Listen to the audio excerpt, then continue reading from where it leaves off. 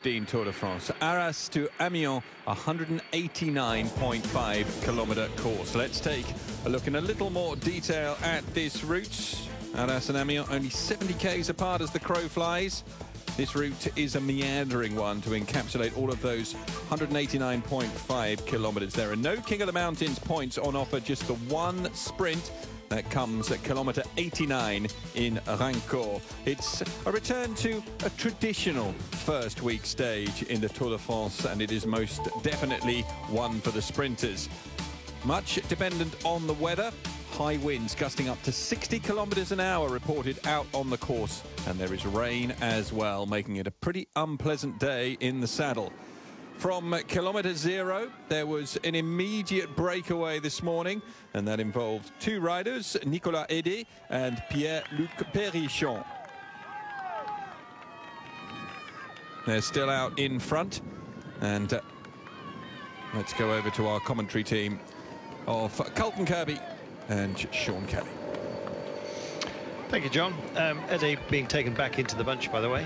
Perrichon is still out there, but unfortunately for him, he's on his own. 2 minutes and 14 is the gap as we speak. You may have heard that we've had some bumps and bruises today, more than that. Unfortunately, Nacer Bouhanni, who would have been expected to feature in the sprint finish, which is almost inevitable today, is out of the race. He's taken a tumble and he has fractured, we believe, his wrist. Right hand. We'll get confirmation on that in a moment's time, but really sad news for Bouhanni, and indeed his Cofidis team took a hit with 4 riders going down. Only Bouhanni has retired so far, but the others with a jarring accident along the way.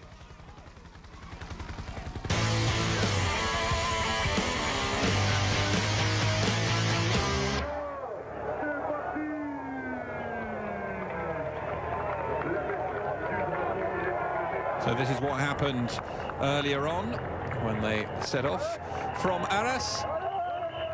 The riders going from the false start, the ceremonial start, before Christian Prudhomme was able to wave his white flag at kilometre zero. And this is when that dual breakaway occurred between Nicolas Hédé and Pierre-Luc Perrichon.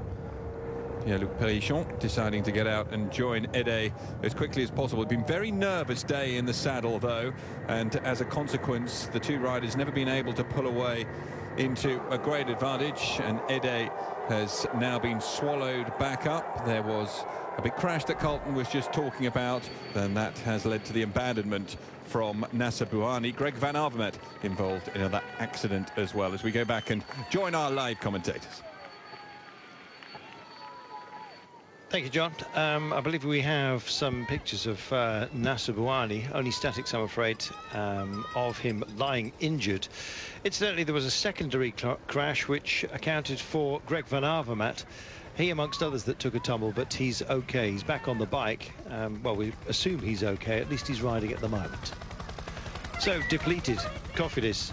I'm not surprised that they called their man back out of the break. Nacer Bouhanni abandoned, and as you can see, he is indeed nursing his right wrist in an ambulance, and he has retired from this race.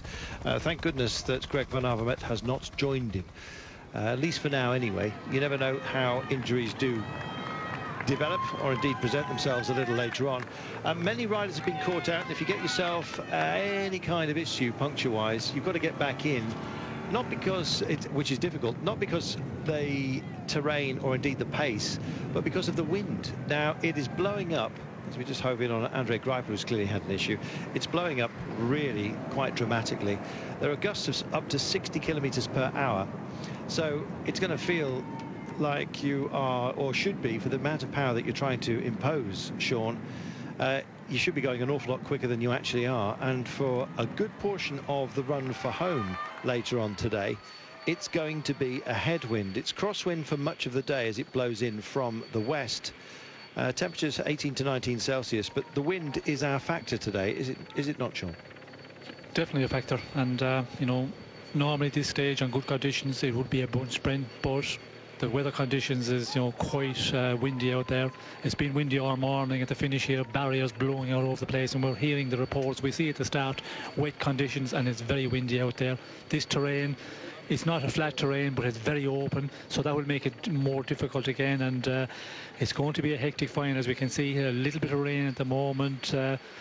When we got through yesterday's stage, dry weather, we were saying, well, you know, we're through the worst of it. I think a lot of the teams as well, but it's ain't finished yet. This race is going to be a real difficult one today, and with the distance we have to the finish, it's going to be, there's been a lot of battles out here in the past, and there's going to be another one today. Going to see a lot of this today as well. Plenty of war memorials. We're looking at the memorial to the Canadians at Vimy.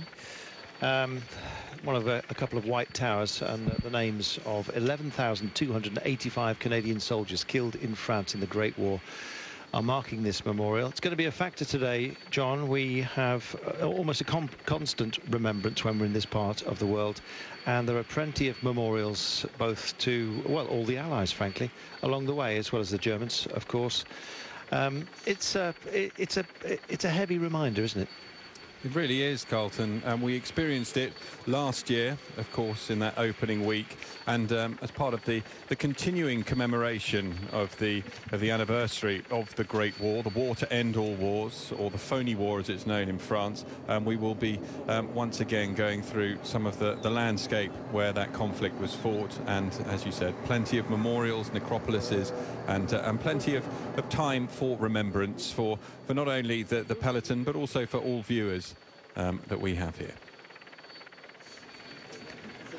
133.4 kilometres we are away from the line, and it's been one of those kind of days, really, almost a day that was expected to be, say it quietly, a bit of a transition. Tee up the sprint.